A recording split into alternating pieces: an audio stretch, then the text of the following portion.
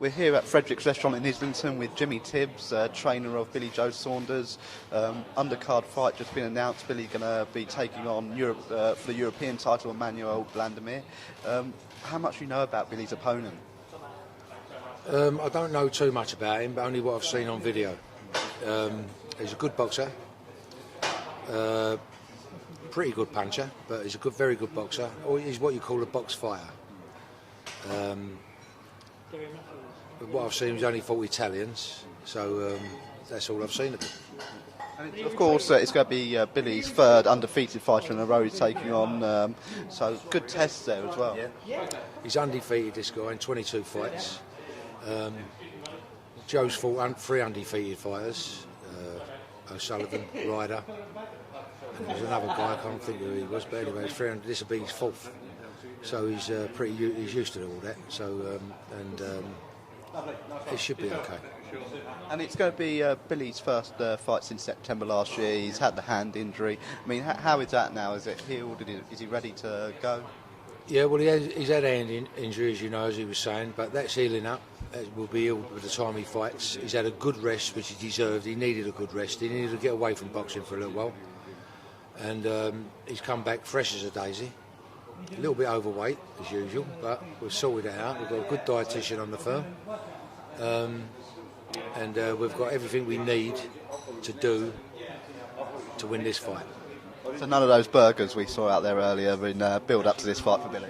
No, he's not going to be having no more burgers till after the fight. And of course, if Billy wins this, he goes on to fight for the WBO middleweight title against Peter Quillin. How much have you seen of Peter, and what makes you think Billy could go there and beat Peter as well? I haven't seen much of him, but I will have a good look at him before he goes in with him, if he goes in with him.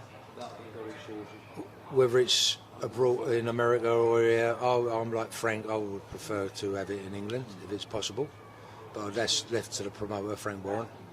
And but we're confident with Peter Quillin. We're not overconfident, but we're confident. I'm always confident with a guy I train. I'm very confident with him. And what preparations, we mentioned the hand of Billy, has he been doing anything with that hand? Has he been on the punching bags? No, yeah, or he hasn't done no punching, just shadow boxing. Grips to strengthen his hands up, skipping, groundwork, core structure, preparing him to get punching. He'll probably start punching next week, light punching. The heavy bag, he'll do it punching light, break yourself in, have a week or so of that, bit of pad work, then we'll call the sparring partners in. Just building it up slowly, one step at a time. Yeah. And I mean, if Billy comes through this fight for the European title, do you think we could see the world title fight back end of this year or early next year? June, July, August. I could see maybe this year, if everything goes according to plan. Could be this year, yeah.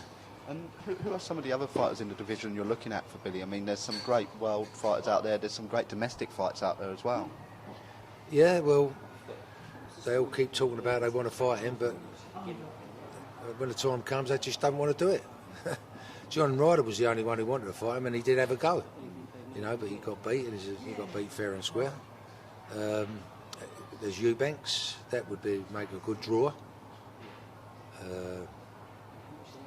Yeah, you know, it's fights like that the public need to see, and maybe later on down the line, Frank would probably be able to make that fight.